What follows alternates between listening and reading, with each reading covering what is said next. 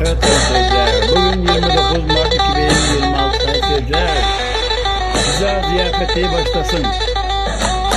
Evet arkadaşlar, bugün 29 Mart 2026 arkadaşlar. Güzellerin içinde de sevdiğim bir Evet arkadaşlar, bugün 29 Mart 2026 arkadaşlar. Kurban olsam dünya senin tatlı tatlı. Evet arkadaşlar, bugün 29 Mart 2026 arkadaşlar. Şu Samsun'un yolları kokar çok geçiyor. Şu Samsun'un yolları. Evet arkadaşlar, Balıklarım tazedir de alıp yiyip doysana. Balıklarım tazedir alıp yiyip doysana. Evet arkadaşlar, bugün 29 Mart Giderim kralın anneli halili halili fincanlım. Gül yoldum orağın an. Evet arkadaşlar, bugün 29 Mart 2026 arkadaşlar.